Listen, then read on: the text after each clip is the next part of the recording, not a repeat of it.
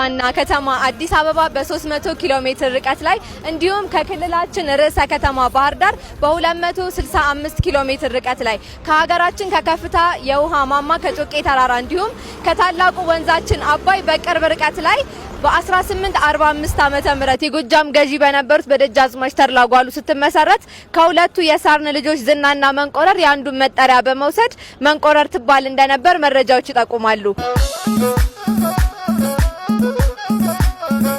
ንጉስ ተክለ ሃይማኖት በ1872 ዓመተ ምህረት ከነገሱ ከሁለት ዓመታት በኋላ በ1874 ዓመተ ምህረት የመርቆሪዎስ ቤተክርስቲያን በመብረቅ ተመቶ በመቃጠሉ ምክንያት መልዕልተ አድባር ቅዱስ ማርቆስ ቤተክርስቲያንን በማሰራታቸውና ከተማዋ ደብረ ማርቆስ ተብላ እንድትጠራ በአዋጅ በማስነገራቸው ደብረ ማርቆስ ተብላ መጠራት ጀመረች። በደጃዝማች ተድላ ጓሉ መንቆረር በሚል ስያሜ የተመሰረተችው የዛሬዋ ደብረ ማርቆስ የ21 ወረዳዎች ማዕከልና የምስራቅ ጎጃም ዞን ዋና ከተማ በመሆን በማገልገል ላይ ትገኛለች።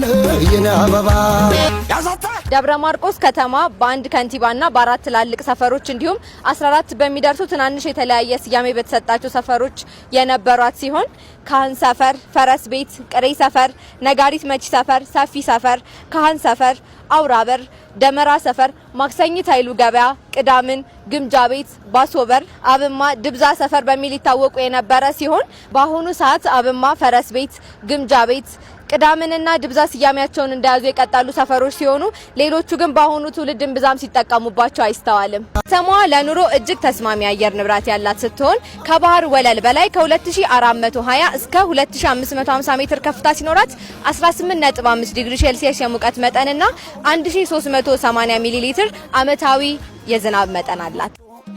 ችግርና ደስታን ተጋርተው በመከባበርና በመተሳሰብ በፍቅርና በሰላም እየኖሩባት አመታትን ዘልቀው ይኸው ዛሬ ላይ ደርሰዋል። እነማን ነበሩ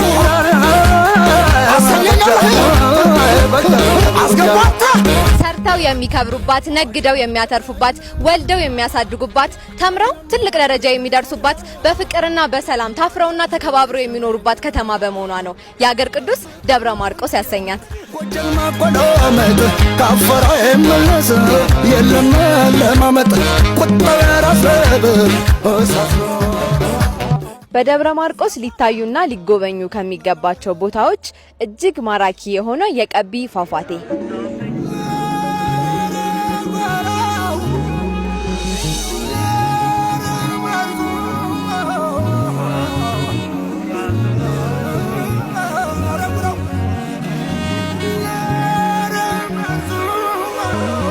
የዘውድ ቤት እድሜ ጠገብ አብያተ ክርስቲያናትና ገዳማትም ይጠቀሳሉ። በአጼ ዘርዓ ያዕቆብ ዘመነ መንግስት በ1426 የተመሰረተችው የጽርሐ ጽዮን አብማ ማርያም ቤተክርስቲያን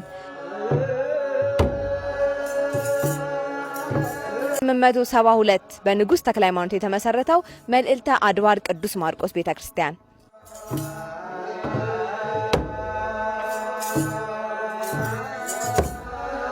እንዲሁም በ15ኛው ክፍለ ዘመን ማለትም በ530 ዓመተ ምህረት የተመሰረተችው ግምጃ ቤት ኪዳነ ምህረት